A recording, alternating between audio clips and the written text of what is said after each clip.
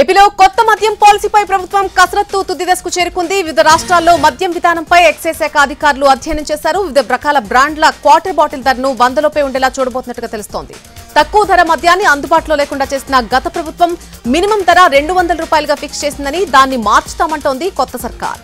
ఇప్పటికే మద్యం కొనుగోలుకు సంబంధించి కంపెనీలతో ఎక్సైజ్ అధికారులు చర్చించారు. అన్ని రకాల బ్రాండ్లకు అనుమతి ఇవ్వాలని ప్రభుత్వం భావిస్తున్నట్టుగా తెలుస్తోంది. ఈ నెలాఖరుకు లేదా వచ్చే నెల మొదటి వారం నుంచి ఏపీలో ప్రముఖ బ్రాండ్లన్నిటికీ అందుబాటులో ఉంచాలంటూ ప్రభుత్వం భావిస్తున్నట్టుగా సమాచారం. మద్యం పాలసీని అక్టోబర్ నెల నుంచి అమల్లోకి తీసుకురాబోతున్నారు.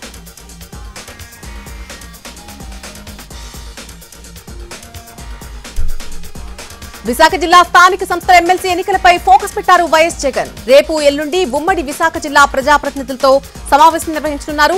ఇప్పటికే 5 నియోజకవర్గాల ప్రజాప్రతినిధులతో సమావేశమయ్యారు జగన్. రేపు ఎల్లుండి మిగతా నియోజకవర్గాల జెడ్పీటీసీలు, ఎంపీటీసీలతో సమావేశం కాబోతున్నారు. ఎమ్మెల్సీ ఎన్నికల నేపథ్యంలో నేతలకు దిశానిర్దేశం చేయనున్నారు. ఇప్పటికే ఆ పార్టీ ఎమ్మెల్సీ అభ్యర్థిగా మాజీ మంత్రి బొత్స సత్యనారాయణ నామినేషన్ వేశారు.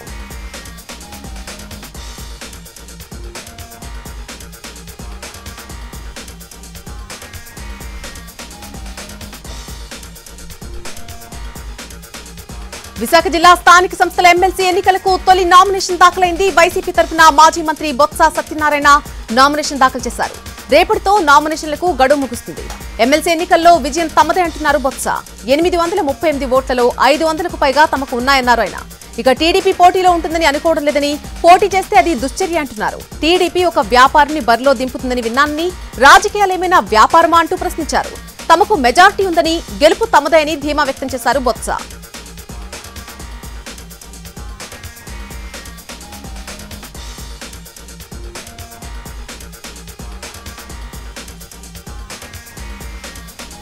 విశాఖలో కూటమి ఎమ్మెల్సీ అభ్యర్థి ఎంపిక హాట్ టాపిక్ గా మారింది. గండి బాబ్జీ, పీలా గోవింద్, బైరా దిలీప్ రేస్ లో ఉన్నారు. నిన్న బైరా దిలీప్ తో కమిటీ సమావేశమైంది. బైరా దిలీప్ పేరు ఖరారయ్యే అవకాశం కనిపిస్తోంది. ఎమ్మెల్సీ ఉప ఎన్నికల్లో మొత్తం 839 ఓట్లున్నాయి. ఇందులో టీడీపీ బలం 200కు పైగా ఉంది. వైసీపీ అసంతృప్తులను గుర్తించి వారిని గుంజితే గెలుపు ఖాయమని కూటమి లెక్కలు వేసుకుంటోంది. కూటమి గెలుపుకు 425 ఓట్లు అవసరం. ఎన్నికలయ్యాక కూటమి వైపు వచ్చిన వారు ఆపరేషన్ ఆకర్ష్ చేపడితే వచ్చే వారితో కలిపితే ఎమ్మెల్సీ పదవి కైవసం అవుతుందని టీడీపీ లెక్కలు వేస్తోంది. ఈ నెల 30న ఎమ్మెల్సీ ఎన్నికల పోలింగ్ ఉండగా ఇప్పటికే క్యాంప్ పాలిటిక్స్ షురూ అయ్యాయి.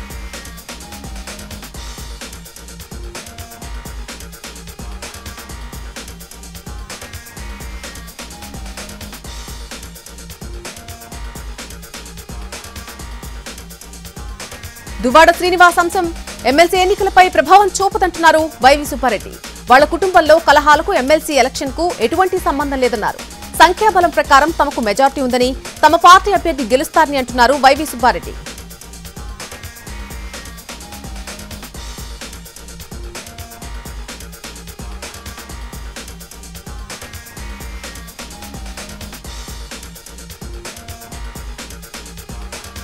విశాఖ ఎమ్మెల్సీ ఎన్నికలను బాయ్కాట్ చేసింది సిపిఎం. కూటమి వైసీపీలకు సమాన దూరం పాటించాలని నిర్ణయం తీసుకుంది. విశాఖలో సిపిఎంకు ఒక కార్పొరేటర్, ఒక జెడ్పీటీసీ, 4 ఎంపీటీసీల బలం ఉంది. అయితే తాము ఎవ్వరికీ మద్దతు ఇవ్వమని, ఓటింగ్కు దూరంగా ఉంటామని స్పష్టం చేసింది సిపిఎం.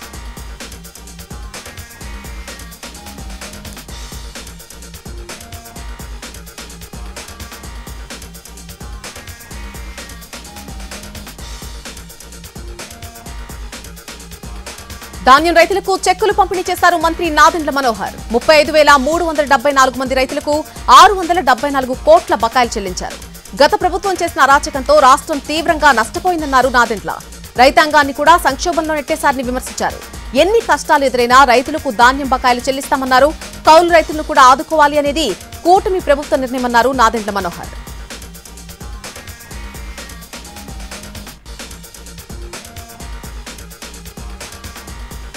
మాజీ సీఎం జగన్ భద్రతపై క్లారిటీ ఇచ్చారు ఏపీ హోంమంత్రి అనిత. జగన్ భద్రతను తాము కుదించలేదన్నారు. మాజీ ముఖ్యమంత్రిగా ఆయనకు ఇవ్వాల్సిన సెక్యూరిటీ ఇచ్చామని చెప్తున్నారు. ఈ విషయంలో జగన్ కావాలనే రాజకీయం చేస్తున్నారని ఆరోపించారు అనిత.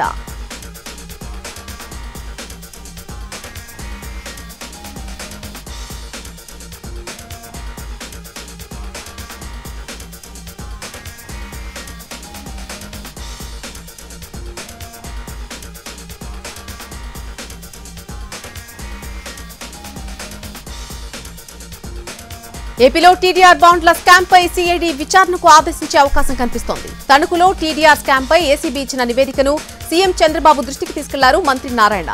స్కామ్ జరిగిన తీరును ముఖ్యమంత్రికి వివరించారు. ఈ కుంభకోణంపై లోతుగా విచారణ చేపట్టాలని ఏపీ ప్రభుత్వం భావిస్తోంది. సీఐడీ విచారణకు ఆదేశించే అంశాన్ని పరిశీలిస్తోంది కూటమి సర్కార్. సీఐడీ విచారణకు ఇస్తేనే టీడీఆర్ స్కామ్ లో అసలు సూత్రధారులు ఎవరో అనేది తెలుస్తుందని భావిస్తున్నారు. టీడీఆర్ బాండ్ల కుంభకోణంలో మాజీ మంత్రి కారుమూరిపై ఆరోపణలుస్తున్నాయి. ఈ వ్యవహారం కోర్టులో ఉండటంతో లీగల్ ఒపీనియన్ తీసుకుంటోంది ప్రభుత్వం. తణుకు మున్సిపాలిటీలో 754 కోట్ల రూపాయల మేర బాండ్లు జారీ చేసినట్టు గుర్తించింది ఏసీబీ. మొత్తం 691 కోట్ల మేర అక్రమాలు జరిగినట్టు చెబుతోంది.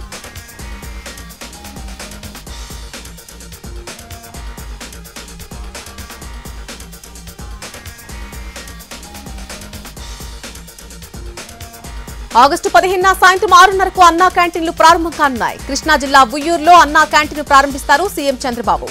ఆగస్టు 16న మరొక 99 క్యాంటీన్లను మంత్రులు, ఎమ్మెల్యేలు ప్రారంభించబోతున్నారు. తొలి విడతలో 100 అన్నా క్యాంటీన్లను అందుబాటులోకి తెస్తోంది ఏపీ సర్కార్.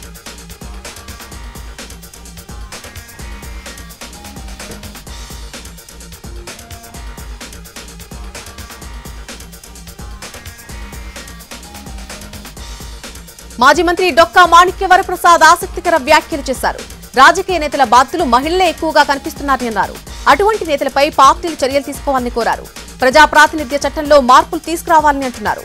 జగన్ కు చిత్తశుద్ది ఉంటే ఎమ్మెల్సీలు అనంతబాబు, దువ్వాడలను పార్టీ నుంచి బహిష్కరించాలని అన్నారు డొక్కా మాణిక్య వరప్రసాద్.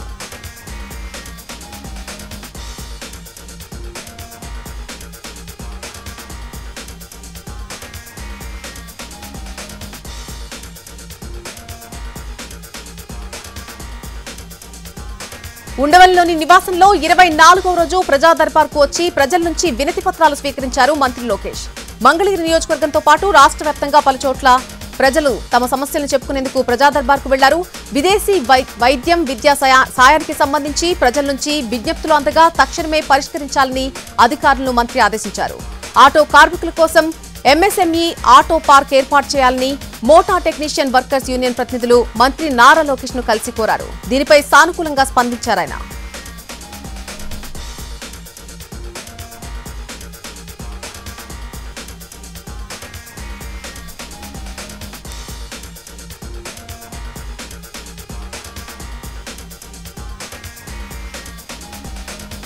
తెలంగాణలో టూరిజం అభివృద్ధి చేస్తే ప్రపంచ పర్యాటకులను ఆకర్షించేందుకు అవకాశం ఉందన్నారు డిప్యూటీ సీఎం భట్టి విక్రమార్క. టూరిజంతో ఆదాయం, ఉపాధి అవకాశాలు పెరుగుతాయని అన్నారు. వారానికి ఒకసారి ప్రజాప్రతినిధులు ప్రతి టూరిజం కేంద్రానికి వెళ్లాలని సూచించారు. టెంపుల్ టూరిజం అభివృద్ధి చేసుకోవడానికి అవకాశం ఉందన్నారు భట్టి.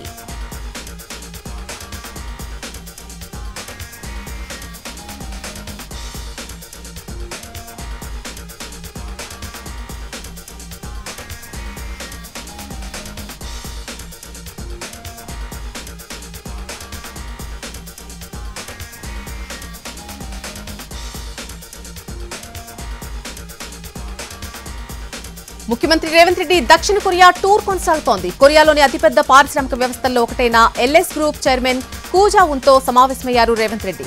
ఎలక్ట్రిక్ కేబుల్స్, బ్యాటరీల తయారీ, గ్యాస్, ఎనర్జీ తదితర రంగాల్లో తెలంగాణలో పెట్టుబడుల విస్తరణకు ఎల్ఎస్ గ్రూప్ ఆసక్తి కనబరిచింది. సీఎం రేవంత్ రెడ్డి ఆహ్వానంతో ఎల్ఎస్ గ్రూప్ ఉన్నత స్థాయి బృందం త్వరలోనే తెలంగాణను సందర్శించనుంది. ఆ తర్వాత Korea federation of textiles industry ఏర్పాటు చేసిన బిజినెస్ రౌండ్ టేబుల్ సమావేశంలో సీఎం రేవంత్ రెడ్డి పాల్గొన్నారు. కొరియాలో టాప్ 25 టెక్స్టైల్ కంపెనీలు ఈ సమావేశంలో పాల్గొన్నాయి. వరంగల్లో మెగా టెక్స్టైల్ పార్క్ ఏర్పాటు గురించి అక్కడి వ్యాపారవేత్తలకు రేవంత్ రెడ్డి వివరించారు.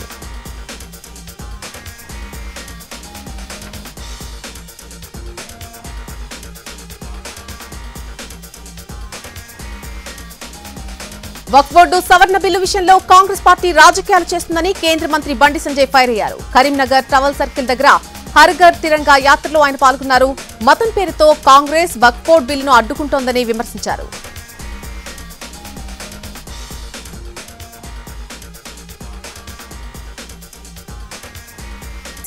సుప్రీంకోర్టులో కవిత బెయిల్ పిటిషన్పై విచారణ వాయిదా పడింది. మధ్యంతర బెయిల్ ఇచ్చేందుకు నిరాకరించిన సుప్రీంకోర్టు ఆగస్టు 20కి వాయిదా వేసింది. జస్టిస్ గవాయ్, జస్టిస్ విశ్వనాథన్ల ధర్మాసనం కవిత పిటిషన్ను విచారించింది. అయితే ఇప్పటికే ట్రయల్ కోర్టు, ఢిల్లీ హైకోర్టు కవితకు బెయిల్ నిరాకరించాయి. దీంతో సుప్రీంకోర్టును ఆశ్రయించారు కవిత తరపున వాదించారు సీనియర్ న్యాయవాది ముకుల్ రోహత్గి. 5 నెలల నుంచి కవిత జైల్లో ఉన్నారని, దాదాపు 500 మందిని ప్రశ్నించారని కోర్టు దృష్టికి తీసుకెళ్లారు రోహత్గి. ఢిల్లీ లిక్కర్ కేసులో కవితను మార్చి 15న ఈడీ, ఏప్రిల్ 11న సీబీఐ అరెస్ట్ చేశాయి.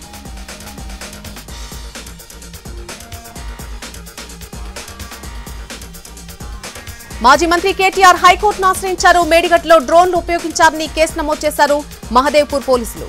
ఎఫ్ఐఆర్ కొట్టివేయాలని హైకోర్టులో క్వాష్ పిటిషన్ వేశారు కేటీఆర్. ఈ పిటిషన్పై విచారణ చేపట్టిన హైకోర్టు ప్రతివాదులుగా నోటీసులు జారీ చేసింది. తదుపరి విచారణ 4 వారాలకు వాయిదా వేసింది.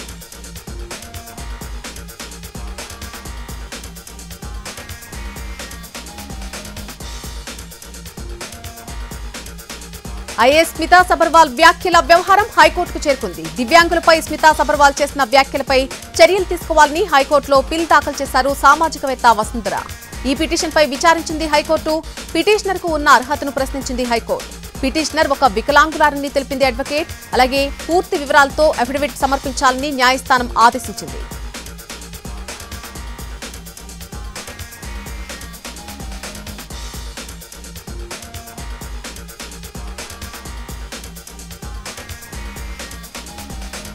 మదనపల్లె ఫైళ్ల దగ్ధం కేసు విచారణ వేగంగా జరుగుతుందని అన్నారు మంత్రి సత్యప్రసాద్. పెద్దిరెడ్డి అనుచరుల ఇళ్లలో భూములకు సంబంధించిన వందల ఫైళ్లు దొరికాయన్నారు. ఉమ్మడి జిల్లా వ్యాప్తంగా పెద్దిరెడ్డి బాధితులు వేల సంఖ్యలో ఉన్నారని స్పష్టం చేశారు. వైసీపీ హయాంలో జరిగిన అన్ని కుంభకోణాలను బయటపెడతామంటున్నారు.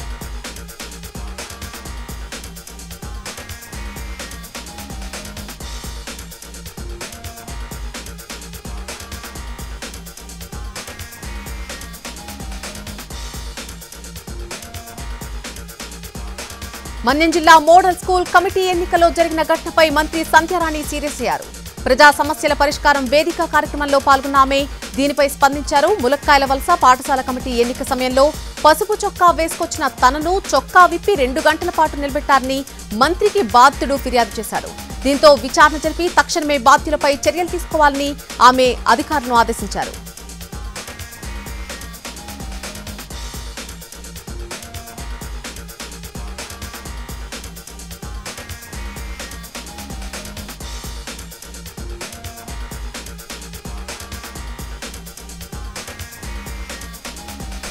నాగార్జునసాగర్ డ్యాం గేట్లు మూసివేశారు అధికారులు. శ్రీశైలం నుంచి ఇన్ఫ్లో తగ్గడంతో క్రస్ట్ గేట్లు క్లోజ్ చేశారు. 15 రోజుల పాటు నాగార్జునసాగర్ నుంచి దిగువకు లక్షల క్యూసెక్కుల నీటిని విడుదల చేశారు. సాగర్ పూర్తి నీటి నిల్వ 312 టీఎంసీలు కాగా ప్రస్తుతం 308 టీఎంసీలుగా ఉంది. నాగార్జునసాగర్ డ్యాం పూర్తి స్థాయి నీటి మట్టం 590 అడుగులు కాగా ప్రస్తుత నీటి మట్టం 588.60 అడుగులుగా ఉంది.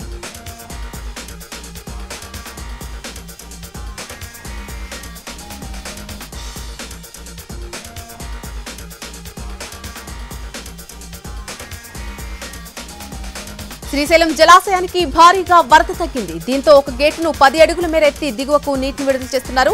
శ్రీశైలం జలాశయానికి ఇన్ఫ్లో 90,412 క్యూసెక్కులుగా ఉండగా అవుట్ఫ్లో 94,000 క్యూసెక్కులు. శ్రీశైలం డ్యాం పూర్తి స్థాయి నీటి మట్టం 885 అడుగులు కాగా ప్రస్తుతం 881.20 అడుగులుగా ఉంది. కుడి ఎడమ జల విద్యుత్ కేంద్రాల్లో విద్యుత్ ఉత్పత్తి కొనసాగుతోంది.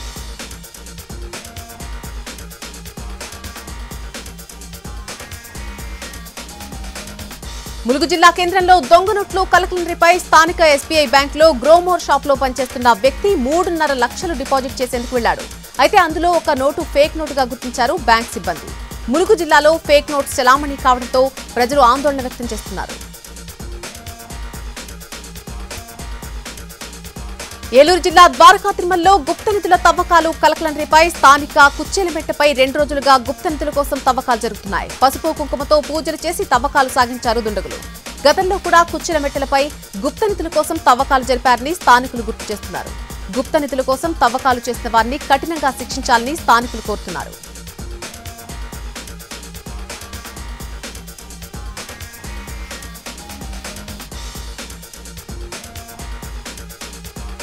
హైదరాబాద్ లో వైరల్ ఫీవర్స్ భయపెడుతున్నాయి. ఎక్కడ చూసినా జ్వరాలు, ఇన్ఫెక్షన్లతో జనం బాధపడుతున్నారు. మరొకవైపు డెంగ్యూ, మలేరియా, టైఫాయిడ్ కేసుల సంఖ్య రోజురోజుకి పెరిగిపోతోంది. దీంతో జనాలు ప్రైవేటు, ప్రభుత్వ ఆసుపత్రులకు పరుగులు పెడుతున్నారు. ఒక్క ఫీవర్ ఆసుపత్రిలోనే జ్వరాలతో ఓపీ 1000కి చేరుకుంది. ఒకప్పుడు 200 ఉండి ఇప్పుడు ఓపీ స్థాయి చూస్తే 1000కి పెరిగిపోయింది. అటు ఒకవైపు పేషెంట్ల సంఖ్య పెరిగిపోతుంటే ఆసుపత్రిలో వైద్యుల కొరత మరొకవైపు వేధిస్తోంది. బదిలీలతో డాక్టర్ల షార్టేజ్ ఉండడంతో ప్రత్యామ్నాయ ఏర్పాట్లు చేస్తోంది వైద్య ఆరోగ్య శాఖ.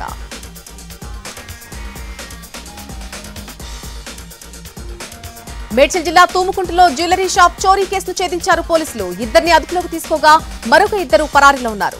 అదుపులోకి తీసుకున్న నిందితులను రాజస్థాన్ కి చెందిన శంకర్ సింగ్, జలం సింగ్ గా గుర్తించారు పోలీసులు. సీసీ కెమెరాల ఆధారంగా కేసును ఛేదించిన పోలీసులు నిందితుల నుంచి 11 తులాల బంగారం, 46 కిలోల వెండి, ఒక పల్సర్ బైక్ స్వాధీనం చేసుకున్నారు.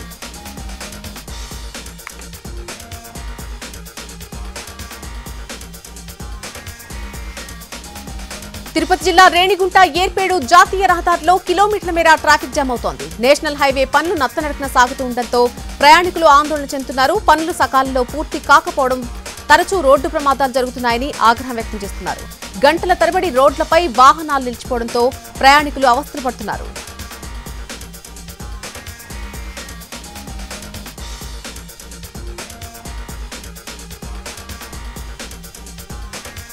నంద్యాల జిల్లా సంజయ్ నగర్ లో పెను ప్రమాదం తప్పింది. శాంతినికేతన్ స్కూల్ 3వ ఫ్లోర్ లో పైకప్పు కూలిపోయింది. ఈ ప్రమాదంలో ఒక టీచర్ కు 6 విద్యార్థులకు గాయాలయ్యాయి. వారిని వెంటనే ప్రైవేట్ హాస్పిటల్ కు తరలించి చికిత్స అందించారు. విద్యార్థులకు ఎలాంటి ప్రమాదం లేదని వైద్యులు చెప్పారు.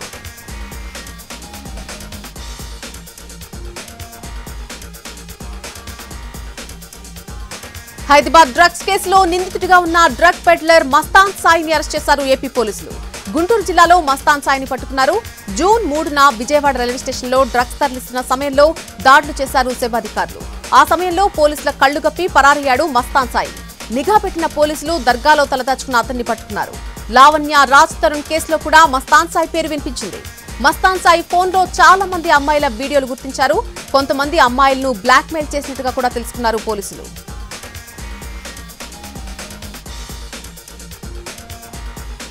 పశ్చిమ గోదావరి జిల్లా పెనుమంట్ర మండలం ఆలమూరులో అగ్ని ప్రమాదం జరిగింది. స్థానికంగా ఉన్న లక్ష్మీ ఫైర్ వర్క్స్ లో మంటలు చెలరేగాయి.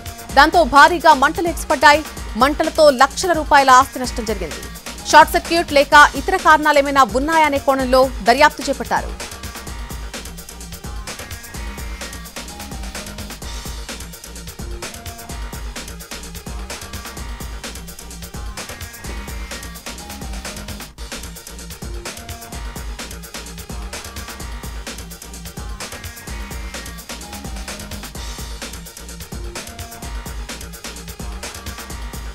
తిరుమల ఘాట్ రోడ్ లో బైక్లపై ఆంక్షలు విధించింది టీటీడీ. ఘాట్ రోడ్ లో చిరుతల సంచారం ఎక్కువగా ఉండడంతో రాత్రి 9 గంటల తర్వాత బైక్లను అనుమతి లేదని పేర్కొంది. ఉదయం 6 గంటల నుంచి రాత్రి 9 గంటల వరకు మాత్రమే అనుమతించబోతున్నారు. ఈ ఆంక్షలు సెప్టెంబర్ 30 వరకు అమల్లోకి ఉంటాయి. ఇక సెప్టెంబర్ వరకు చిరుత సంచారం ఎక్కువగా ఉండే అవకాశం ఉండటంతో అటవీ శాఖ అధికారుల సూచన మేరకు టీటీడీ ఆంక్షలు విధించింది.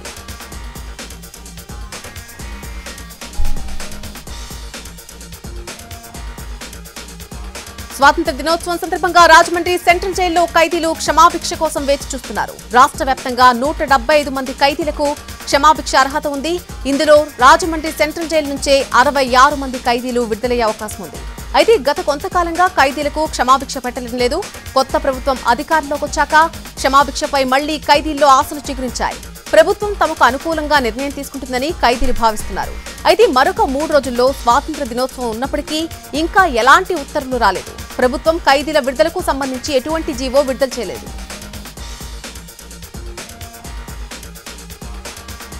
పార్వతీపురం మన్యం జిల్లా కురుపాం గిరిశిఖర ప్రాంతాల్లో ఏనుగుల గుంపు కలకలం రేపింది. జరడ పంచాయతీ పటాయిగడ్డ గ్రామంలోకి గుంపులుగా గజరాజులొచ్చాయి. ఏనుగులను చూసిన ప్రజలు భయాందోళనకు గురయ్యారు. ఇప్పటి వరకు పంట పొలాలను నాశనం చేసిన ఏనుగులు ఇప్పుడు గ్రామాల్లోకి రావడంపై ఆందోళన చెందుతున్నారు. ఏనుగుల తరలింపుకు తక్షణమే అధికారులు చర్యలు చేపట్టాలని కోరుతున్నారు గిరిజనులు. సిద్దిపేట జిల్లా రాయపోల్ మండలం వడ్లేపల్లి వద్ద జరిగిన రోడ్డు ప్రమాదంలో 3 ప్రాణాలు కోల్పోయారు. లారీ డీసీఎం మధ్యలోకి బైక్ దూసుకెళ్లింది. దీంతో బైక్ పై ఉన్న 3 ప్రాణాలు కోల్పోయారు. నిర్లక్ష్యంగా బైక్ నడపడంతోనే ప్రమాదం జరిగినట్టుగా భావిస్తున్నారు.